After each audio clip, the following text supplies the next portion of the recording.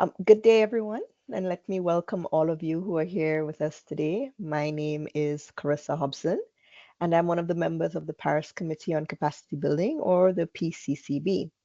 I'm pleased to see those of you who joined us for today's session on building capacity for culture and climate action, which is led by the Convergence under the PCCB Network. I'd like to take this opportunity before we really get the ball rolling on today's event to quickly introduce you to the PCCB.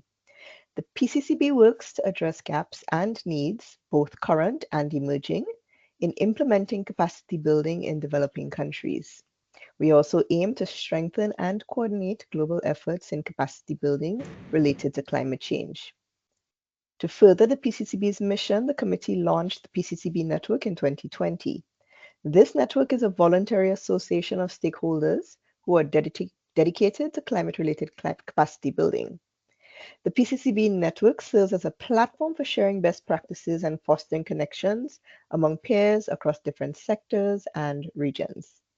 As of today, the network unites close to 400 organizations from across 100 countries that are actively engaging in various aspects of capacity building related to climate action, such as our host organization today, the Convergence. They get to exchange their technical knowledge and expertise through events like this. So to learn more about the PCCB network and how to become a member, please follow the link on the chat. And I'm going to hope that somebody's going to put the link in the chat. So just a little bit more about today's theme. Culture-based climate action integrates cultural values and storytelling into climate efforts in order to make environmental issues more relatable and urgent. This approach not only highlights the rich cultural heritage and traditions that can contribute to sustainable practices, but also ensures that climate action is inclusive and respectful of cultural diversities, as well as encouraging a more holistic and participatory response to the global climate crisis. The intersection of culture-based climate action and capacity building is crucial for empowering communities to actively engage in and lead climate initiatives. Capacity building efforts that incorporate cultural elements and storytelling can bridge gaps in knowledge, skills, and resources, enabling communities to preserve their cultural heritage while effectively addressing climate challenges. By fostering cultural capacity, we can enhance the ability of communities to create and share impactful climate narratives, drive behavioral change, and protect the environment. This synergy not only strengthens climate resilience, but also promotes sustainable development rooted in cultural identity. I am looking forward to hearing from our distinguished speakers, experts, and practitioners who will share their invaluable insights on the importance of culture-based climate action and core elements of impact storytelling. On behalf of the PCCB, I would like to thank the Convergence for collaborating on this event. Thank you also to our panelists and to our audience. Now over to you, the Convergence, to introduce the session. Thank you very much for this beautiful introduction. Thank you again to the whole PCCB team for opening and hosting this space. The work that you do is, I think, invaluable to many, and I'm delighted that we can continue this partnership and continue and broadening our dialogue and diving deeper into various topics. And today's, of course, culture and climate action. We'll explore this topic from various perspectives. We have our distinguished guests with different areas of expertise.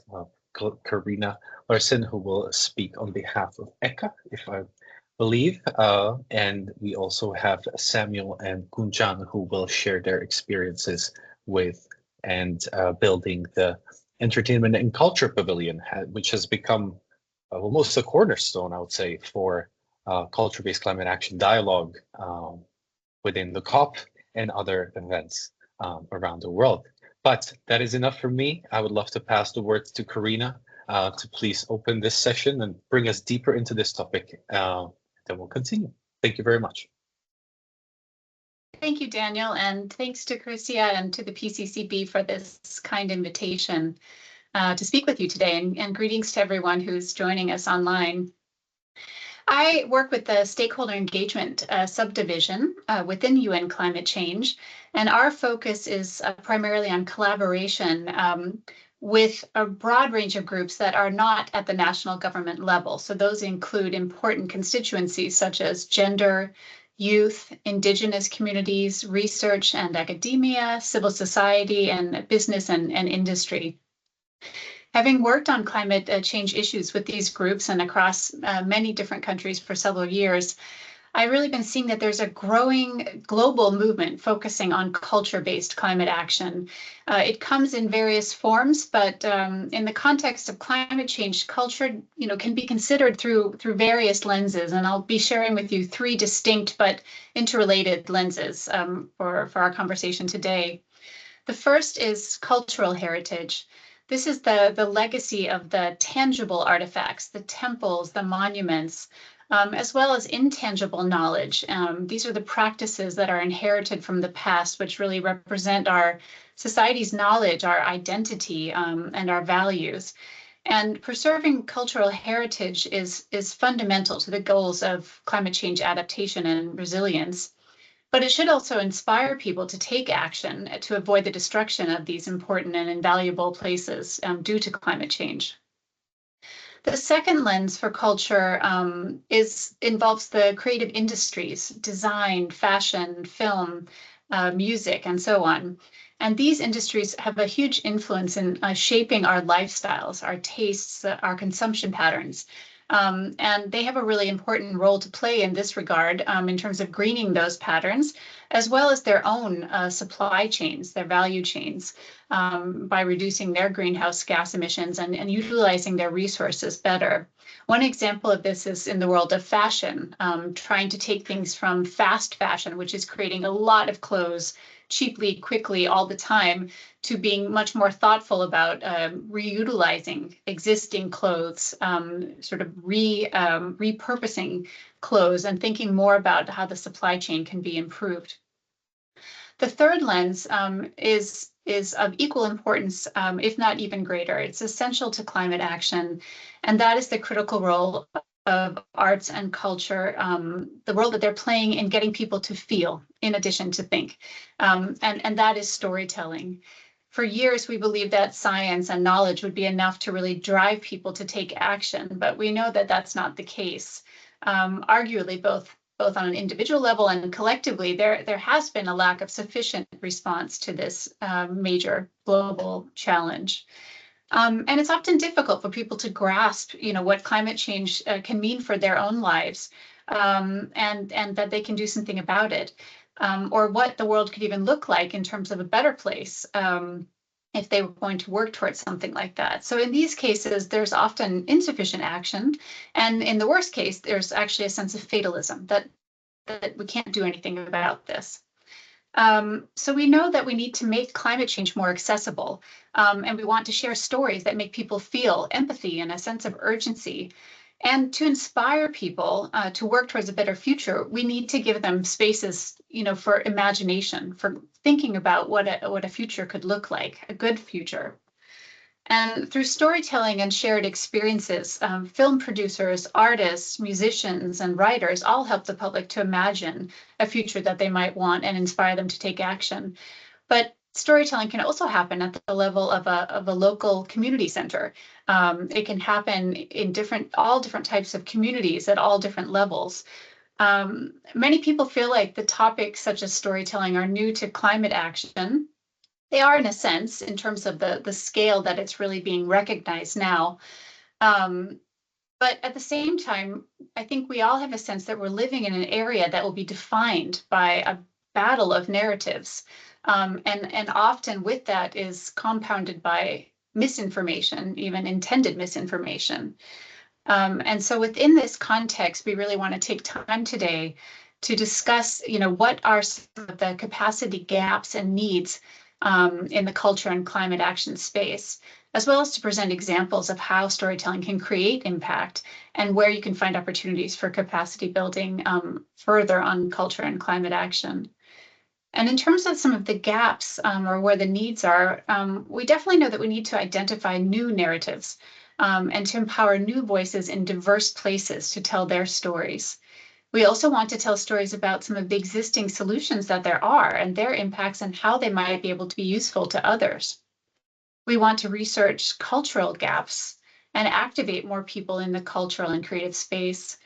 And things like language are also really important. We want to be able to tell stories in local languages and take stories in local languages and carry them more broadly, distribute them more broadly. And we also need to know how to better confront counter narratives, negative or unhelpful narratives. So there's a lot of areas where there's a great opportunity for collaboration in these areas and for capacity building. And we really want to also create those spaces to share that knowledge, the lessons learned, and the storytelling content that's already available out there. So with that, I'll stop here and pass back to you, Daniel, and really looking forward to the conversation today. Thanks. Thank you very much, Karina. Thank you for providing this overview, this introduction to this topic to our participants today.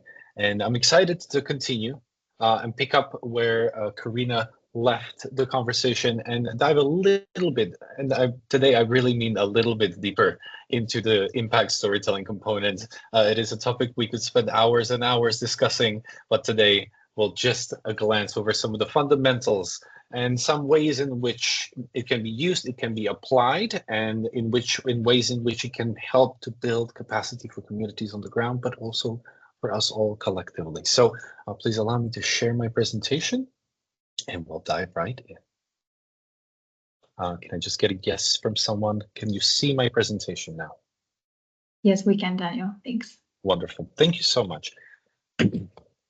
So my name is Daniel Cervenka. Just to briefly introduce myself, I'm the CEO of The Convergence. I have my colleague Elise Orlovsky here with me. We'll be co-presenting this short introduction to impact storytelling. And I also want to highlight that the imagery that you see here throughout our presentation are actual real imagery that from our films and productions that we've been able to co-create throughout this year in partnership during productions with our partners at Preserving Legacies. So what is it? What is impact storytelling? What are we really talking about? There's many ways in which we can navigate the subject. It is broad. It encompasses many different things. But if we really wanted to reach for a simple definition, a use of storytelling techniques, methods, and approaches to inform and engage audiences and drive them towards engagement, towards social, environmental, and political issues at times. It can be applied in many different ways. But in our case, we apply it towards film. And impact storytelling is, I think, as Karina already has mentioned, it's a methodology in a way. It is also an approach that provides a platform to uplift voices, provide voice to the voiceless. It provides a space to create bridges. It can do a lot. And we'll dive a little bit deeper into those different components and how we apply some of our own understandings and experiences in the field to maximize the positive impact of the work that we do and deliver around the world. Raising awareness, I think, is one of the first one that comes to mind when we talk about film. That's what they can do. They can share glimpses of different worlds, of different lives, of different experiences, challenges, but also opportunities.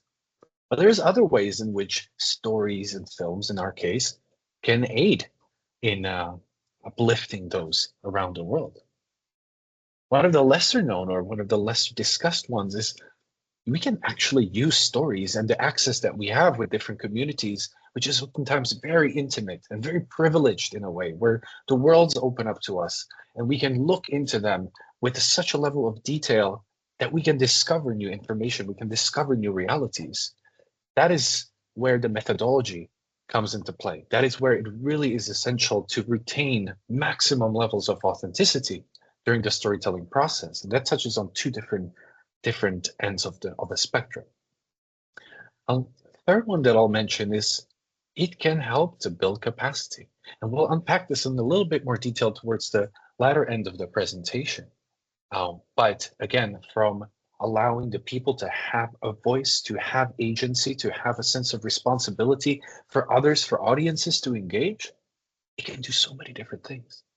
So there are different two fundamental, I would dare to say, two different components to impact storytelling, which are environmental and social. The environmental encompasses, really making an effort during your productions or experiences to minimize the negative footprint on the environment.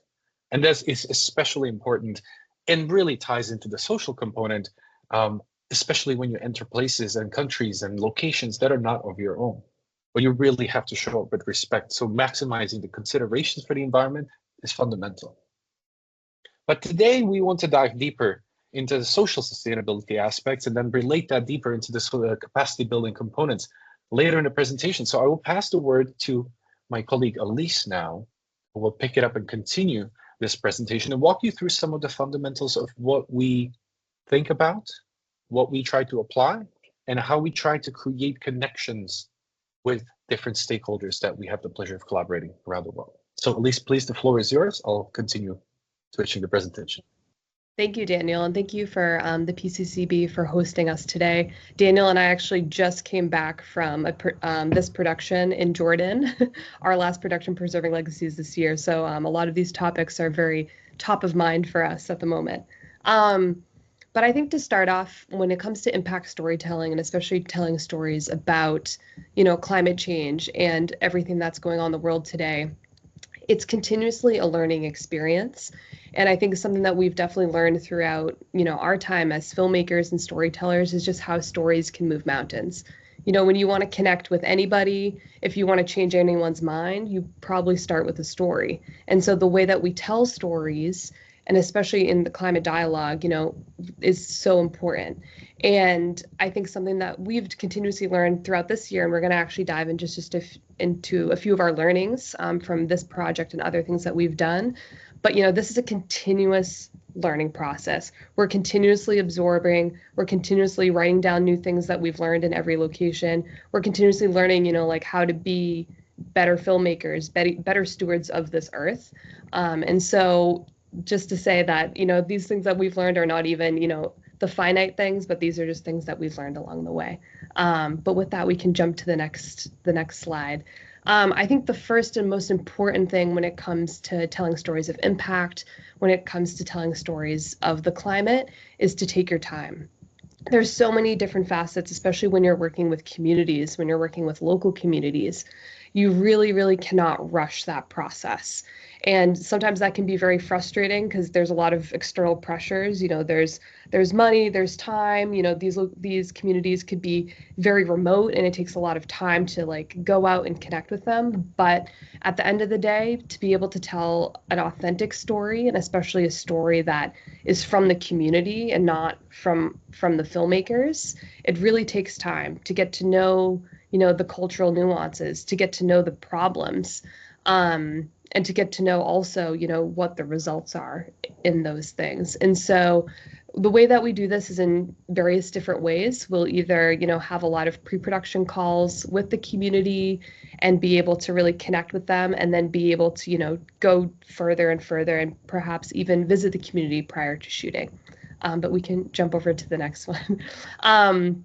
But with all of this, I think, these are I think these points are just more like even human. They're not really filmmaking terms, but I think it definitely does take that humanity when you tell stories of impact, is just to have a lot of empathy. You're not just telling a story. The people in front of your lens are people.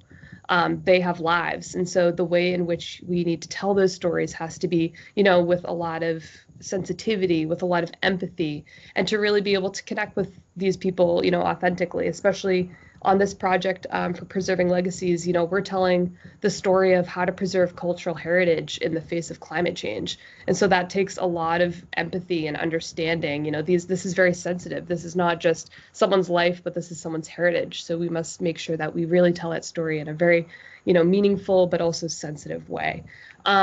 With that also takes some integrity. There's maybe some things that are even good for a story, but maybe they're not things that, we should really share. Maybe it's something that the community doesn't really condone on, or maybe, you really want to get that shot of this beautiful sunset, but the community says, please don't shoot that. This place is holy to us. We don't really like that. And so there is a lot of kind of moral ethics that happen when you storytell, that maybe is not always beneficial, might go against like the grain of your gut as a storyteller, but in terms of the integrity and the ethical standards of working with the local community, they're probably the best way to conduct things. And then cultural sensitivity. You know, we work in a lot of different communities and a lot of different countries that have like very specific cultures and a lot of nuances, and that just takes a lot of respect. It takes a lot of asking questions. It takes a lot of just slowing down and not rushing, and being able to really just always be learning and always be a sponge so that we can conduct the storytelling like process also in the best way possible. Community-driven projects. A lot of, you know, obviously communities, you know, who have faced a lot of obstacles in climate change or in preserving cultural heritage also have very, very strong communities. I think every place that we visited this year has had incredibly strong communities, strong cultures. And with that, you know, the communities also are driving a lot of change themselves. You know, they're the people on the front lines. They need to find solutions. And so there's a lot of also beautiful opportunity to be able to tell the stories of the projects and the stories of the solutions that even the local communities, you know, are really driving and really pursuing. And in that, you know, there's a lot of ways to be able to amplify that action and, you know, and multiply it to be able to create it in different ways. One way that we did this was in Togo. Before we even started shooting, the first few days that we were there, we had a lot of community meetings with the local community there, and it was a really cool experience because, you know, we came and we were like, hey, you know, we're the filmmakers. You've heard a lot about us. We're here to tell this story, or this is the story that, you know, through our previous meetings with the local community, we'd like to tell. And then we just had a dialogue, and we're like, but what questions do you have for us? You know, what are the feelings and the thoughts that you guys have, and what are the things that you really want to tell? And we just sat with them for a few hours and really listened and had a really beautiful dialogue before we even started shootings. And they also, you know, gave us a lot of insight on, we were filming sacred rituals that had never been filmed before. And so they also gave us a lot of insight, you know, on the preciousness surrounding that and the beauty surrounding that, and also the, you know, how it was very, very sacred to them. And they were, you know, so lovely and giving to be able to share that experience with us. But I think just being able to have that dialogue and it really being a two-way street, and even throughout our production, you know, there was different like checkpoints along the way that we had to make sure, like, are we doing a good enough job, or are we conducting this the right way? But I think, you know, these kind of meetings and these kind of dialogues really allow that space and that ability on site. You can go to the next one.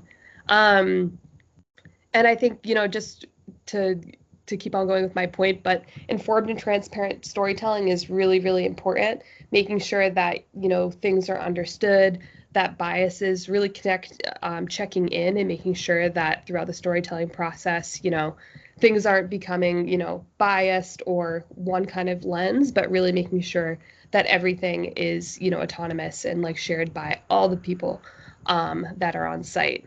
Collaboration, you know, when you're working with the local community, you have to lean on the community to be able to tell these stories. So it can be very collaborative. And I think something that's really cool is like when we were able to show even the community the shots that we got, and like they were as excited about it as we were. And so even in that process, I think there's a lot of like collaboration and fun that can be had. It doesn't need to be all business. It's about connecting with people too. And purpose, you know, we obviously need to tell the stories of the main stakeholders. So, you know, being able to have, you know, a very purposeful theme, but also being able to be flexible and having that being able to change along the way. You know, those are always things that happen while we're on storytelling. And then I'll pass the word over back to Dan to talk about more of the workshops and different stuff that we're doing. But I think at the end of the day, you know, we have a lot of ways in which we can tell these stories. And I think just being able to, you know, tell these stories from the ground up, and being able to, you know, change and adapt along the way, I think that's not only important for storytelling, but I think that's important for just methodologies towards, you know, the climate narrative in general. So with that, I'll give it back to Daniel. Thank you so much, Elise. Thank you for the presentation, and I'll close on a short note about ways in which we're ourselves trying to continue exploring new ways in which we can support those communities, in which we can build local capacity, open new opportunities, and really maximize the benefits of what the privilege and opportunity of being in various sites, meeting various people, affords us. So I'll just introduce this very briefly just to be mindful of time, but our objective was, how can we leave more on the ground than was there before we arrived? That's kind of the principle, and we started to explore it and arrived at, a method that I'll present to you very shortly of doing storytelling workshops actually with the community to provide them more connection with the process, more connection, more agency in the process, and facilitate space for collaboration as well. Let me explain a few of these components, and then we'll pass the word to Kunjan and Sam. But next year we'll be deploying this. This is what you're seeing as a very high level overview and a very brief introduction to a methodology that we're working on, that we're preparing. As you saw the community meeting, this was one of the inspirations. How can we use this opportunity that we're already gathered together to go deeper, to provide more connection to the process so that there's really that sense of collaboration? So 1-day theoretical collaborative workshop, fundamentals of storytelling production, environmental components, of course, and then also technical, where we can introduce the equipment and make it a little bit less foreign and make it feel like you have connection to the process itself, not just the story, but also the bridge, really strengthening the bridge between who's in front and behind the camera, so that there's more exchange. There is going to be afterwards, we want to invite the community to actually participate in the process. So this can be more hands-on practical experience for those that want to learn more about the filmmaking process, to go a little bit deeper and touch the camera, work on this process together with us. And then in the end, we'll provide some space for kind of collaborative closing and inputs for the production impact reports, which we produce. Some general sort of impacts that we're envisioning and hoping for, and benefits that will come out of this. Ability to own your story. That's, I think, the essential one. I think at the start of this, it's not only having a dialogue, but really showing how much agency they should and can have in the process, that we're really there more for technical expertise and maybe some creative direction suggestions. But the story and the direction of it really comes from the community. Hopefully inspiration for new paths and some career choices and maybe some social mobility, which we want to support with one of the steps that come after. And then last but not least, ability to monitor the changes in the environment in a way that's usable. So really creating content or information data, collect data that can be then used in other cases. Benefits, theoretical knowledge, practical knowledge. Credits in the film, and definitely want to credit the community, so it can be a portfolio piece almost for those that it would be relevant for. Some letter of completion, inclusion in a network so that others, when they travel to various locations that we may have visited, can also connect with those that we've collaborated with. And then one thing that we'll be exploring further is participation in further training to then facilitate these workshops on the ground and continue that work. But this is still a process. It's in the works. We're deploying next year. This is a list of some preliminary locations that we'd love to test this at. They're very diverse: Brazil, France, Tunisia, Bhutan, Indonesia, Antigua, and Barbuda. A lot of diversity, a lot of learning to be done. We still have about 6 more months of preparations for this. So if you'd like to share some of your experiences, it would be a pleasure. But on that note, that is enough. We've ran past our time. So I'm going to now pass the word to Sam and Gunjan to continue the dialogue. Thank you so much for listening to us. And please, Sam, Gunjan, take the floor and let's hear more about ENC. Amazing. I believe you can see my screen, no? Perfect. Yes, we can. Awesome. Well, thank you so much for inviting us and having us today. We are glad to be here with the Convergence and the UNCCC's Paris Committee on Capacity Building. So thank you first and foremost.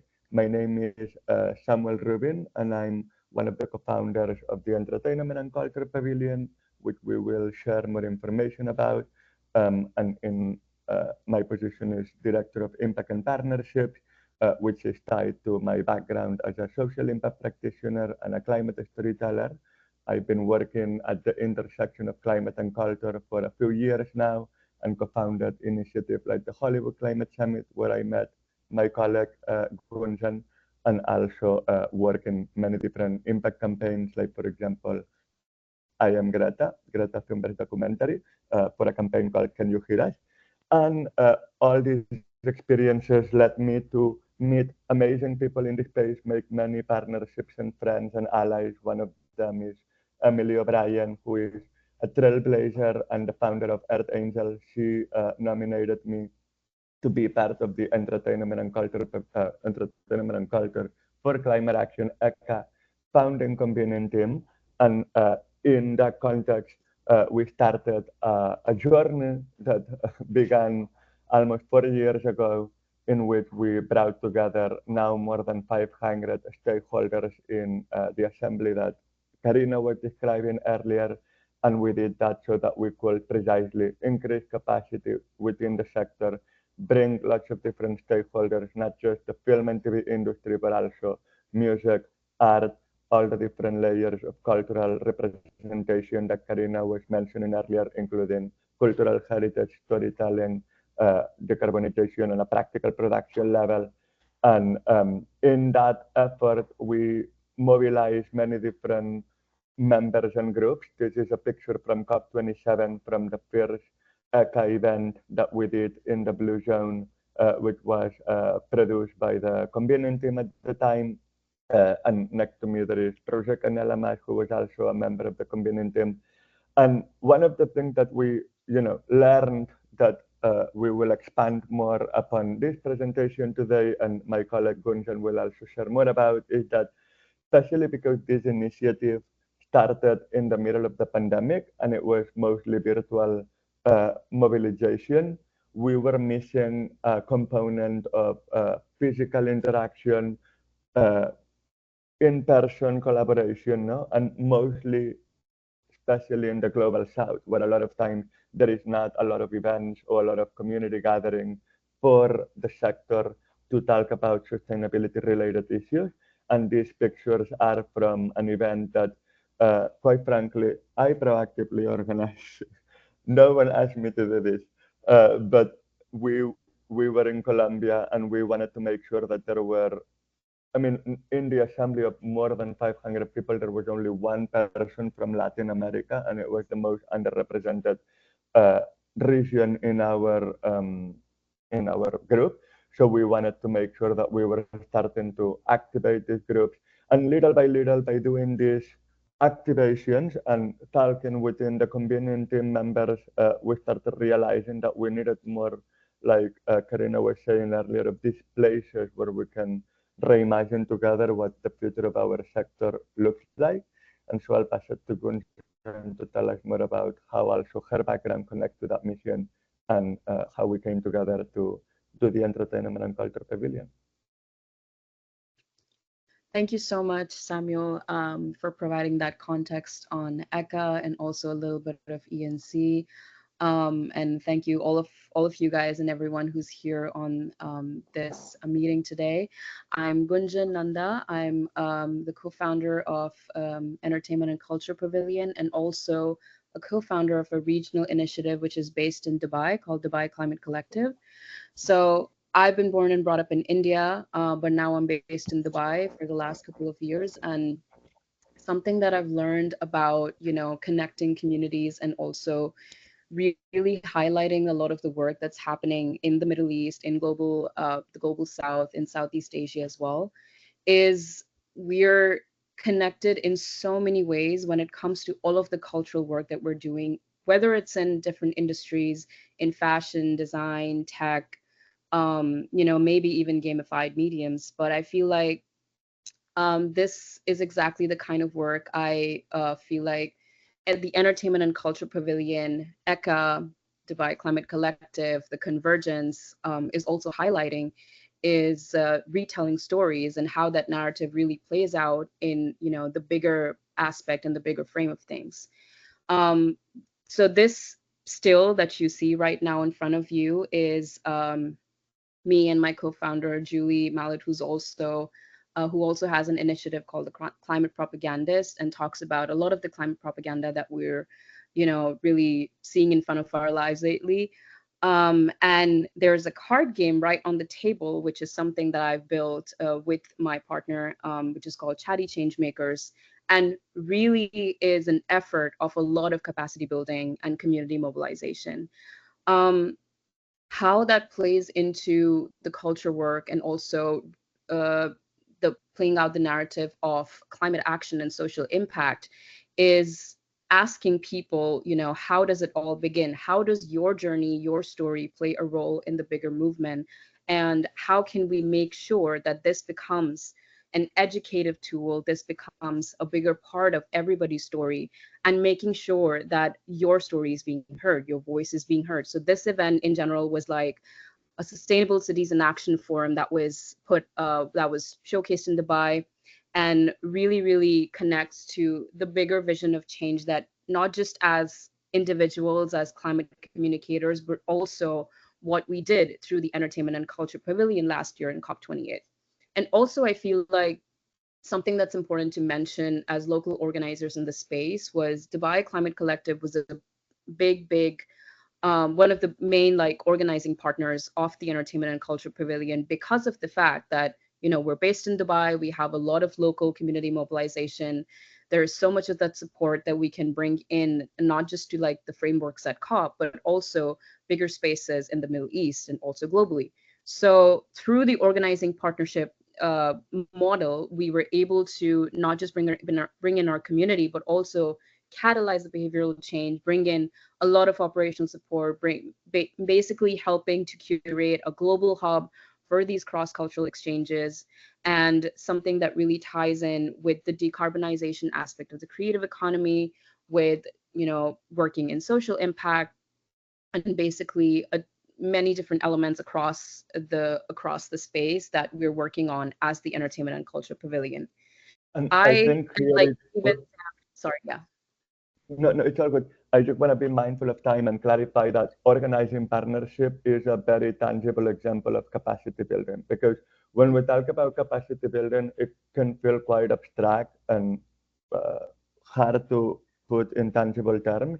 But I think all the different outcomes are examples of how we have increased capacity building within the UNCCC, within initiatives like Entertainment and Culture for Climate Action, ECA, but also for our partners. ECA was one of the organizing partners of the Entertainment and Culture Pavilion because we built a lot of capacity for the initiative. How did we do that? Well, Gunjan and I are steering committee members, and we are, needed on the ground because Karina is only one person that can do only so much.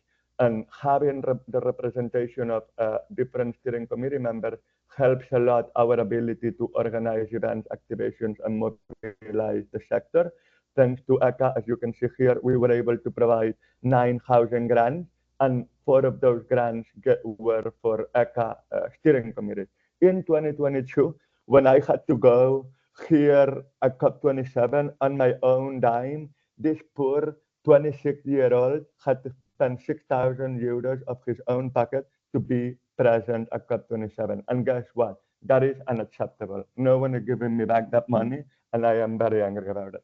But the point is that it's all about representation. We cannot expect that there is a culture gap on the table and there is a glaring absence of representation of creative industries at COP, and then no one will help you be there. No one will give you a platform to provide your initiative to showcase your existing culture-based climate action project. So that's what we wanted to change. And that's why we wanted to create a space where not only we were able to host 12 days of program and bring 126 events with more than 300 speakers together, of which more than 90% of those speakers were part of the cultural sector, breaking the myth that we do not need a space like that in the Blue Zone.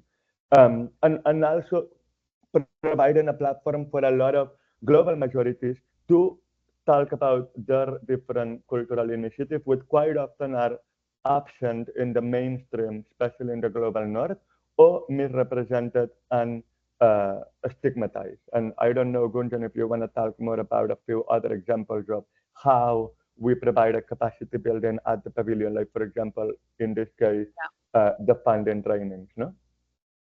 Yeah, exactly. Like what Samuel is also sharing here, like the stills from our pavilion last year at COP, since we held a space, a hub, like a comfort zone for a lot of the grassroots initiatives, but also a lot of policymakers in the space to be able to talk about, the issues, the challenges, the opportunities that when it comes to capacity building, community mobilization, a lot of the support that we do need. This is exactly what we also showcased at the pavilion. So for instance, even bringing in a policy leader like Michael Regan, who's one of the biggest names, and also leading a lot of the similar efforts in the space when it comes to not just capacity building, but a lot of the support that we need.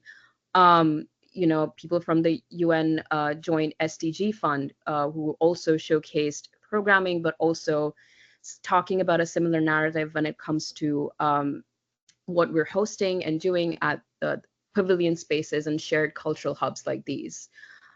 We also had, if you want to switch over to the next slide, I think. We also had local groups and primarily youth-led efforts. I'm forgetting their name, so sorry. This was Eco Global, a network Oh of yes, LATAM Eco Global. activists. And as you can see, we are out of space. And that is why, because there is a need. When you see a place where you don't see more room in it, it's because either the party is very cool or this is tackling an actual need that we need to fill the gap for. And so it showcases Exactly. how little spaces we have in the Blue Zone to bring together youth activists for collective organization. And also in this case, you can see how, for example, the walls in this picture look different than the walls on that picture. That's because we're not just using the space as a place for gathering, for mobilization, for showcasing art. Like, for example, here they are watching Youth versus GOP, an amazing film that showcases the movement of a plaintiff in the US that sued the government to make a legal cases for climate action. But in the case of the walls, we had a gallery that was showcasing different art initiatives through the 2 weeks. And this is the team that make it all happen. This is a youth-led, grassroots, broke team that is coming in to help and create the capacity building, not just for ourselves, because we want to be represented, but also for our own initiative, for many different spaces like the ones that the Convergence created. They hosted a storytelling workshop at the pavilion. And you can see here, for example, Niall Rogers, Ellie Goulding. These are big UN goodwill ambassadors that when they come to COP to talk about the power of stories and art, they actually don't have a place to talk about this that can fit better their mission than the entertainment culture pavilion. But I think wanted, also how they're connecting, how we're connecting different spaces, not just within like one particular industry, but also music can have an impact. Art, on our walls, pavilion walls, screenings can have an impact, and how they can use their global audience, their global impact by talking about these issues, and their followers and their fans can actually expand on that story and talk to their peers, talk within their social circles and be like, oh, Ellie Goulding was at the pavilion talking about these certain things, and try to like even retrospect and like talk about those things within your own spaces and share how that really impacts the bigger picture. and I know we are out of time, so I'll speed through a little bit so we can get to questions. But basically, the pavilion is not just a physical place in the Blue Zone. That wouldn't be what capacity building looks like. It's bigger than that. It's a movement. It takes a village to make it happen. But in order to bring all this impact to the Blue Zone, we can also not operate in silos. We cannot just stay in a place that has restricted access, lack of resources, lots of barriers of accessibility. That's why we created this ecosystem of organizing partnerships that allows us to bring not just the integrated pavilions wherever the COPs go, but also pop-ups in different regions like Creative for Climate Action in Thailand. You can recognize Daniel here. We actually met Daniel, I met Daniel, others in the pavilion already were connected with the convergence, but after meeting for the first time in Dubai and making coalition building with other groups in the network, such as Creative Migration, which is led by Susana Tantemskaya, one of the convening team members of ECA, we were able to bring together all those groups, again, capacity building, so that we could be in collaboration at this conference, CICAT, and also bring the UNCCC with us, which has a headquarters center for regional climate collaboration in the Asia Pacific in the Bangkok city. And this is Jens, who works at the Asia Pacific RCC. And after many years trying to get more partnerships between the different RCCs of UNCCC, bringing that pavilion into Bangkok, having these activations in collaboration with the Convergence, with the European Union Institute for Culture, made it easier to collaborate within the regional centers. And I don't know, Gunjan, if you want to briefly, before we wrap up, talk a little bit about the examples of the programming we hosted for ECA in Bangkok and how that engaged local groups. Yeah, I'll be very brief about it since I know we are very low on time, but um, the ENC space in Bangkok, was very grassroots in terms of not just the conversations that were playing out in the local cultural sectors, but also the kind of partners and also the kind of partners and cultural leaders we had in the space.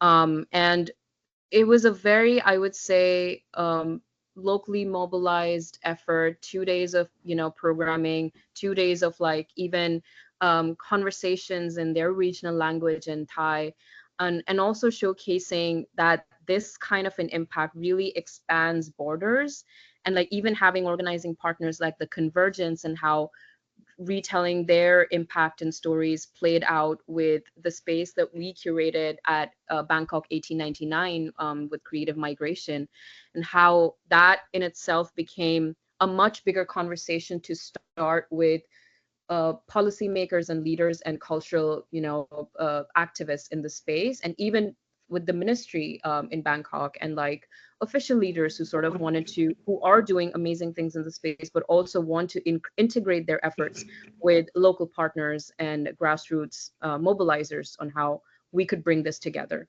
But this is everything that we're currently, showcasing, putting together, inviting a lot of partners to integrate their efforts with us, and how we really would, obviously appreciate and love the kind of support that everybody, every cultural sector and industry in this space is putting forward, and how these kinds of stories really make an impact and put really things in perspective in the bigger frame. But yeah, I see we've already started to receive some questions, so maybe Daniel and Elise, you could take that forward with you. Thank you so much. Thank you, Sam. Thank you, Gunjan. Thank you for sharing your experiences and the journey. I think the way that you've shared this, we can really see what it takes with that dedication that you need to have to really build up a place and a platform and an environment to host people, to convene them, to bring them together, and to catalyze action. And so thank you so much really for sharing that. And, I think for all of everybody here, oh, I see the link is already in the chat. I was about to suggest we can share that with others to engage further. Well, we have 10 minutes left of this session. So we wanted to jump into some open conversation with Karina, Sam, Gunjan, and Elise, but I think we can also address some questions. If you have some, please share them in the chat. And considering the time, shall we just jump into maybe discussing a little bit more? This can be an open floor for anybody to really share, to perhaps jump into the first question that we've received, which ties very well to the work that Sam and Gunjan have done in Bangkok. What resources can you share with us on a small scale NGO wishing to upskill our staff in storytelling and art and culture? Perhaps Sam and Gunjan, if you'd like to share a little bit about the toolkit that you're building, that could be a perfect example. That's a great idea, but also I want to mention that because you mentioned in your call, in your comment that for a small NGO, like how do you bring in all these notions of storytelling? Do you need a whole position for this? Do you need to hire someone? I think that if you are very small scale, to answer your question, there is an increasing number of organizations that want to build capacity building in the areas of storytelling. For example, Climate Generation, which is our fiscal sponsor and the accredited organization that hosts the pavilion at the Blue Zone, they, for example, are not a cultural organization, but they know how important climate storytelling is. So they offer pro bono programs for people to learn how to become better climate storytellers and to include that in their mission. I don't know if that answers your question, but I can also provide other recommendations about similar groups. And to what Daniel was saying about the toolkit, I think it's about collaborating too, no? Like in the Bangkok Pavilion, we now are going to release aftermath document that combine recommendations, suggestions, case studies, and that is a collaborative initiative that we all share knowledge for, and that minimizes the labor and responsibility for one organization when you have a lot of them collaborating for a similar need. No? So I think collaboration and radical collaboration will help a lot with that small capacity. I would suggest to keep in touch with the ENC Pavilion for more updates on the toolkit. I think it's a great example of what can be done when a community comes together and shares knowledge with each other. So please. So actually on a small note here, and then we'll jump into the next question. I think, Sam, to what you were mentioning, the process of mapping out ecosystems, mapping out what is available, I think is something that's fundamental so that we can proceed and move forward faster and understand what everybody is looking for so we can start to create more intentional synergies between what resources are available and the needs that are unmet. And I think for that, there's various mechanisms, one of which is this collaborative process and workshop that has taken place that developed the toolkit, and another one which I will share a link for that you can explore, which is sort of we're calling it a narrative-driven survey. It's an experience-driven survey that allows people to share their needs and experiences, and we're trying to map out the climate ecosystem to start creating bridges. But I'll just drop a link here and let's address additional questions. Thanks for great insights. I think that Sam is already addressing that. Yeah, I'm adding, and this is also about capacity building. Like all these initiatives cost money, and like I'm not being paid for the work I do, which is not good. Gunjan is not being paid. Karina has to do a lot of the work at ACA all by herself, and that's also not sustainable. So we do have to figure out, and that's why we want to go to COP29 this year. No, how do we approach climate finance so that climate finance makes possible all the culture-based work we have to do, all the work that preserving legacy costs money, all the work and the workshops and the equipment that we need to give to the groups cost money. No? So how do we put together a financing plan to cover all of that? And I don't know, Karina, if you have anything to say about this, but unfortunately this year we are not able to have a place in Baku, but we will be there regardless. So I'll drop the link to our email if you want to reach out for any proposal. Maybe I'll just jump in really quickly to say that one of the goals that we have for the entertainment and climate for entertainment culture for climate action is really to be a place where we can share learning and create new learning opportunities and knowledge sharing. A lot of this is just getting underway now. I will share a link to be able to join ECA. So that you can be kept aware of any opportunities for events and trainings and that sort of thing. And the work of ECA really aligns so well with the work of the pavilion. I mean, the two are sort of like brother and sister initiatives. And of course, Gunjan and Sam were instrumental in creating ECA in the first place. And Sam is right that funds are always a part of the issue. And one of the things that we're really seeking to do within UN Climate Change is to identify funding for this work.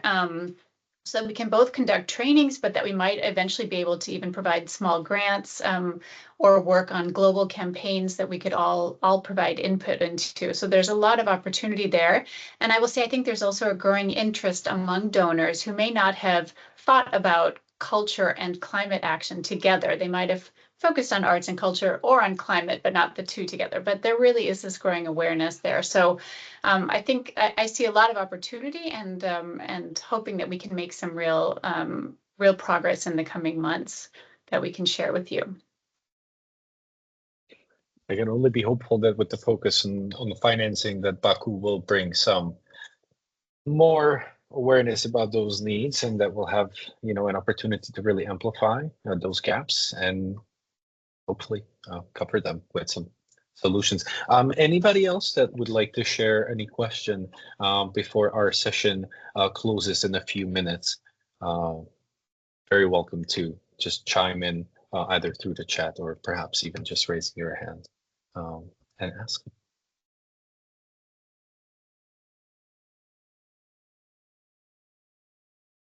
I think in the meantime, I'm really grateful to see that there's already this exchange happening in the chat, that there's already connections and new partnership perhaps starting from this event, from this experience, and perhaps those will be the ones that change the course of the future. So I'm very delighted to see that action is taking place in front of our eyes here. So to be mindful of time, I would love to perhaps pass the word to Ava now to maybe give some closing words for this event if there's no other questions.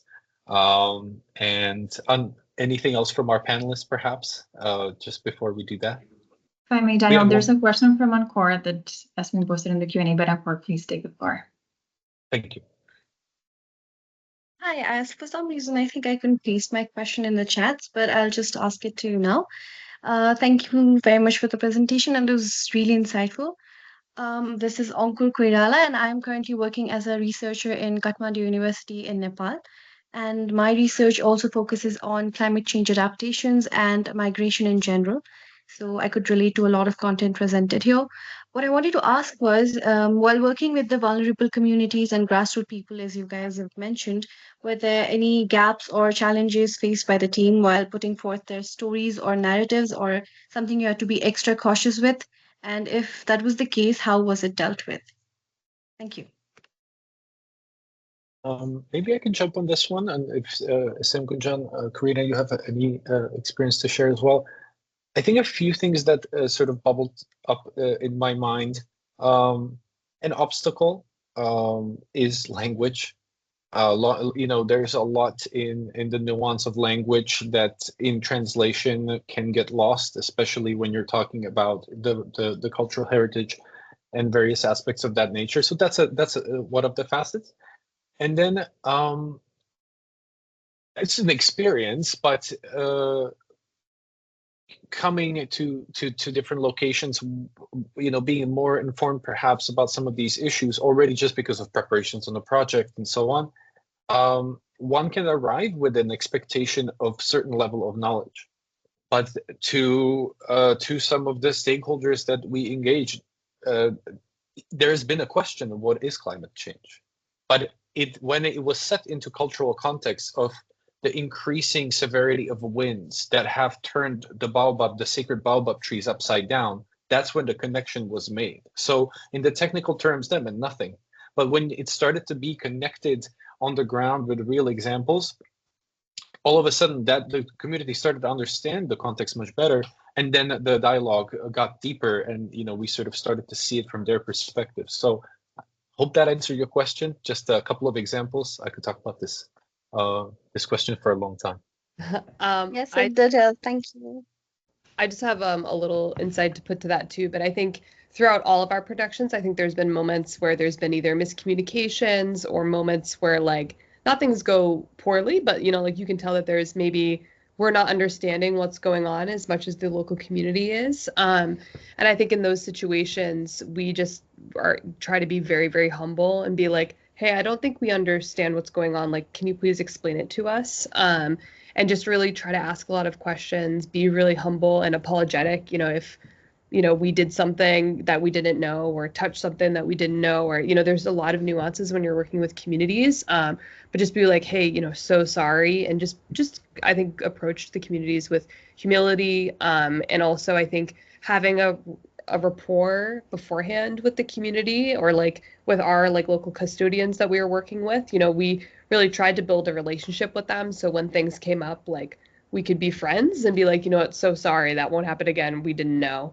And I think that also helps alleviate any kind of moments of tension or misunderstanding. Just like you would with a friend, you just go in with a lot of humility and ask for forgiveness, and, continue to learn. And I think people really appreciate that attitude, and will be very receptive to it. So just a little knowledge from what we've learned. We're up on time. Are there any closing words from our panelists, or perhaps we pass the word now to Eva to share some closing words, unless there's other questions. It was awesome. Thank you so much. I invite you all to reach out if you have any further questions and get involved, because there is only so much we can do in an hour, talk about capacity building. But this was great. Thank you for having us. If I could just take over. No, please, again, like to thank you, Daniel and Elise, for putting this session together, but mostly for Samuel, Gujan, and Karina for really taking the time to truly share your knowledge and your insights with all of us. I think I really connected with this session specifically because I myself joined the climate movement from essentially connecting with art and stories. And I love how all of you were able to share today how you're building capacities in essentially storytelling and praying to reading culture into climate action, but then likewise how storytelling or culture can be used as capacity building tools for people to be able to take ownership of their own stories, connect with an audience, and then essentially influence the public and policy. So thank you for that. I've actually written a couple of words down that really stood out to me and have a bit of a word cloud. So I'd like to share those, and then hopefully we can kind of all bring these words with us into kind of our upcoming work. But a couple that I wrote down were respect, impact, naturally, learning, empathy. It's one that I love. Radical collaboration. That was a ribbon. Connections, community, movement. I could keep going on, but I hope you'll kind of take these words and the inspiration gained from this wonderful session today, and again, can share your stories and continue to amplify your work. So thanks immensely again on behalf of the PCCB Network, the Convergence team, and everyone else. And for Dianis as well joining today, thank you so much, and we hope to see you soon. Take care.